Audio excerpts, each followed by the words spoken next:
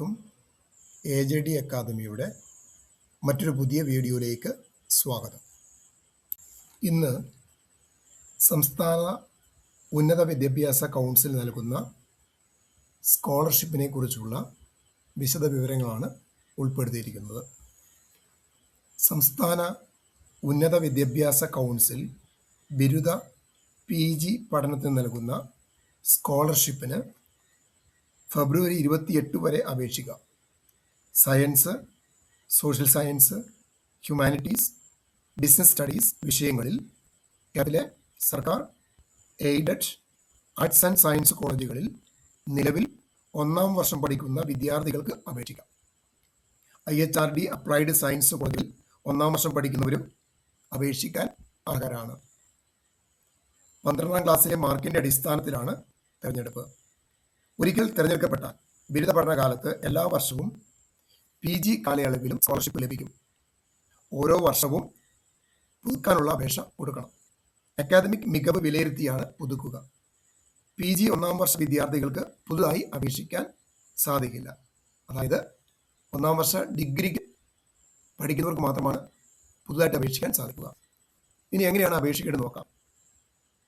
scholarship.kshec.kerala.gov.in എന്ന വെബ്സൈറ്റിൽ 1 time registration നടത്തുക.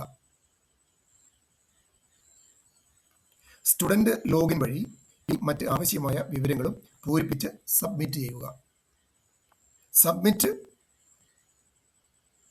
ചെയ്ത ആപ്ലിക്കേഷൻസ് സബ്മിറ്റഡ് ആപ്ലിക്കേഷൻസ് എന്ന ഓപ്ഷൻ വഴി അപേക്ഷയുടെ പ്രിൻ്റ് ഔട്ട് എടുക്കുക. അപേക്ഷയുടെ പകർപ്പ് അതിൽ പറയുന്ന രേഖകൾ സഹിതം പഠിക്കുന്ന കോളേജ് മേധാവിക്ക് സമർപ്പിക്കുക. ഇനി അപേക്ഷിക്കാനുള്ള കുറഞ്ഞ യോഗ്യത നോക്കാം. പൊതുവിഭാഗത്തിൽപ്പെട്ട വിദ്യാർത്ഥികളാണെങ്കിൽ സയൻസ്, ബിസിനസ് സ്റ്റഡീസ് വിഷയങ്ങളിൽ 12ാം ക്ലാസ്സിൽ 75% മാർക്ക് ഉണ്ടായിരിക്കണം. ഇനി ഹ്യൂമാനിറ്റീസ്, സോഷ്യൽ സയൻസ് വിഷയങ്ങളിലാണെങ്കിൽ 60% മാർക്കും ഉണ്ടായിരിക്കണം.